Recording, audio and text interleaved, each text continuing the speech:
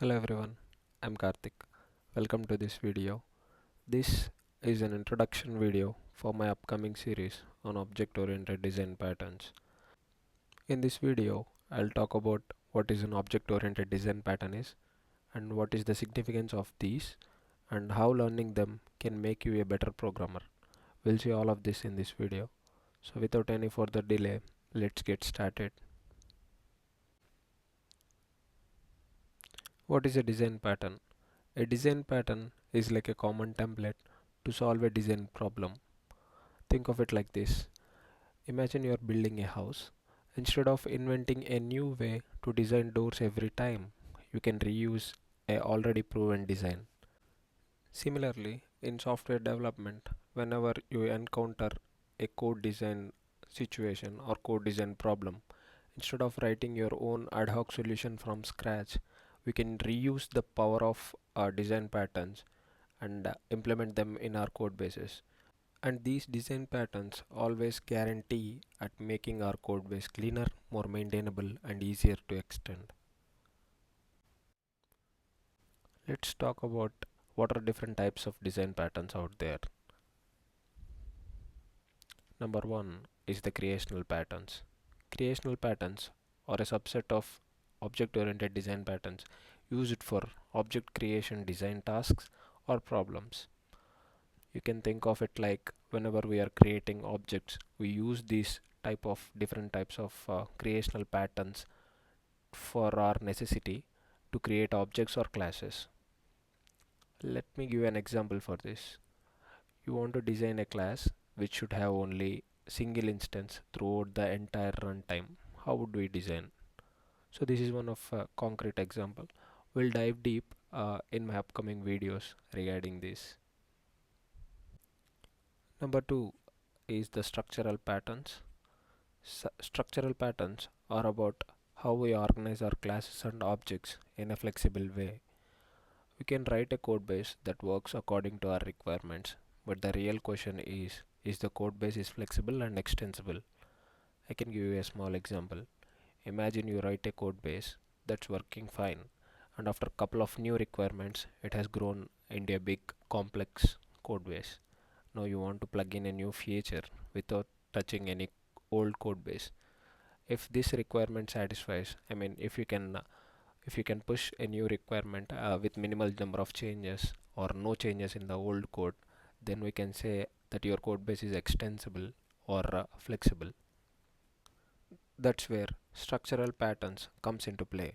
They help you to structure the system so that new and existing code base can work together smoothly. Next we will talk about behavioral patterns. Behavioral patterns are all about how objects behave and communicate with each other. They focus on responsibilities. I can give you a small example. Imagine you are doing a payment on a POS system like the ones in supermarket or fuel station. The system doesn't know your payment type until the very end. This is like a user choosing a different algorithm at runtime. How might the code will be designed? Just think of it for a second. You might think of we can just use a big if else statement in our code base. So whenever user select UPI, we can run the block, we can run the algorithm for UPI. If another user select for credit card, we can just run the algorithm for the credit card. You might be thinking like this. But what if there are thousand different payment options? Practically, we don't have thousand different options. We can think of it theoretically. If there are thousand different payment options, we would end up writing thousand if else statements in our code base. That would be really messy. Situations like these are handled much more cleanly by behavioral patterns. Now we can talk about how design patterns really going to help you. Imagine this is you. You got a task. Consider this as one of your colleague or a friend. He also got the same task. Now based on the requirements, you come up with a strong working solution and it is working fine. Similarly, your friend also came up with a working solution, but this time he or she uses the necessary design patterns and design the code base around them. Now, What is the real difference between these two products, or I can say between these two code bases?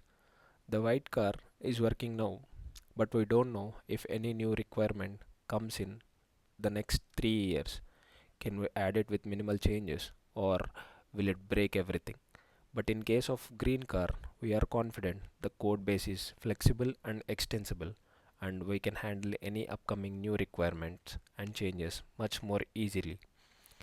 And I want to say one more thing, that we need to be cautious while using design patterns.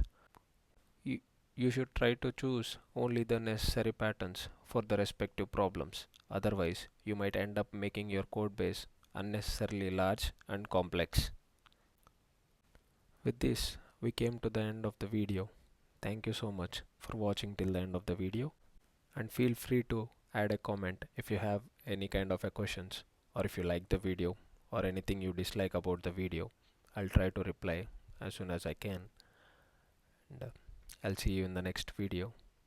Bye.